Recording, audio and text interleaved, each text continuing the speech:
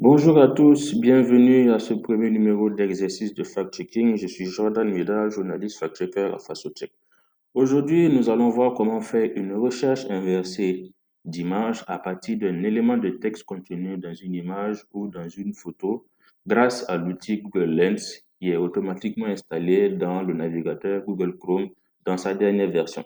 Voici l'élément sur lequel nous allons travailler, là tout de suite, qui est une déclaration attribuée au président rwandais Paul Kagame.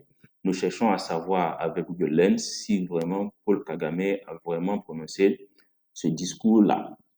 Là tout de suite, on fait un clic droit sur la photo et on clique sur rechercher l'image avec Google Lens. En fait, Google Lens va faire une recherche inversée, comme avec Google Reverse Image. Et là, tout de suite, il s'affiche. Et comme nous voulons vérifier le texte, nous cliquons encore sur l'outil texte en bas. Lens va détecter tout le texte sur la photo et il n'y a plus qu'à sélectionner la partie que nous voulons, en l'occurrence celle-là. On la copie et on ouvre un nouvel onglet Google, on colle le texte et bam! Les premiers résultats que nous avons, les voilà. Alors, ils sont en surbrillance un peu violette parce que j'ai déjà testé l'outil pour vous faire cette vidéo. Et tout de suite, ce qu'on cherche à savoir, c'est est-ce que des médias sérieux en parlent? On va dans l'actualité, vous voyez, et là, tout de suite, on voit aucun résultat vraiment trouvé. Et le dernier résultat en date, c'est de 2021. La guerre en Ukraine n'avait pas commencé, encore moins en 2020 comme ici, et en 2019. On va dans Images, et là, on voit exactement le même texte là. Voilà, ici, ici et là. Mais nous cherchons exactement cette citation sur Internet.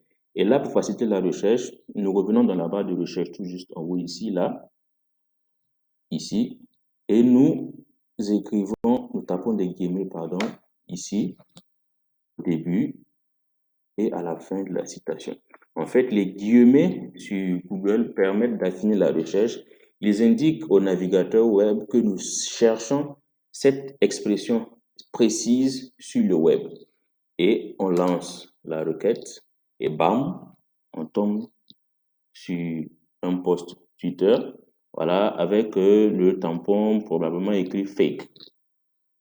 On le consulte, le compte s'appelle Jules Manzi.